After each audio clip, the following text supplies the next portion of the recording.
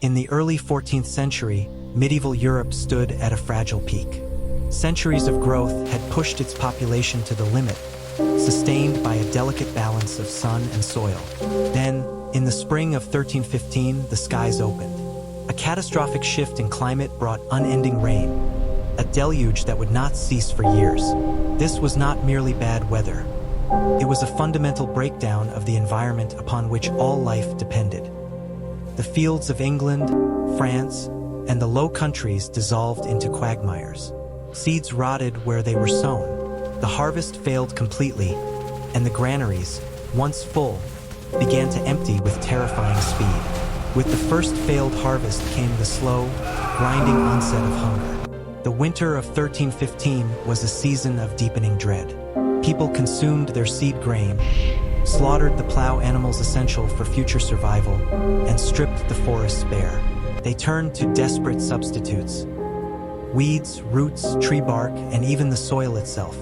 As the social fabric frayed, crime soared and villages turned inward, haunted by specters of abandonment and unthinkable acts. The following spring offered no reprieve.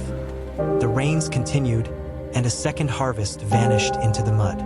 This was the cruel heart of the calamity, a second failure that extinguished hope. Now true famine took hold.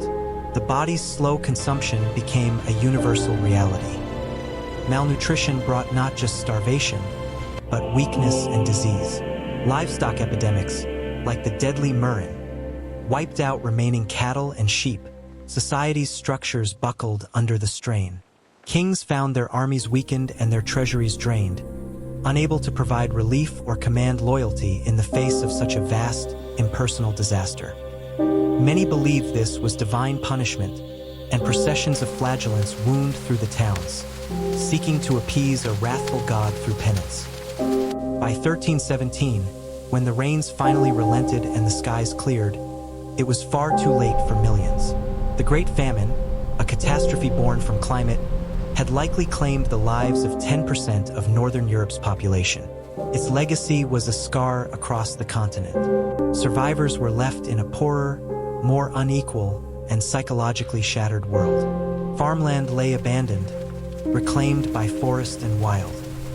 The profound vulnerability exposed by those 3 years of rain left a generation weakened, their children and grandchildren inheriting a depleted world. This collective trauma set the stage for the even greater devastation that would follow just a generation later: the Black Death. The Great Famine was a pivotal prelude, a stark lesson in how swiftly climate could unravel the threads of civilization.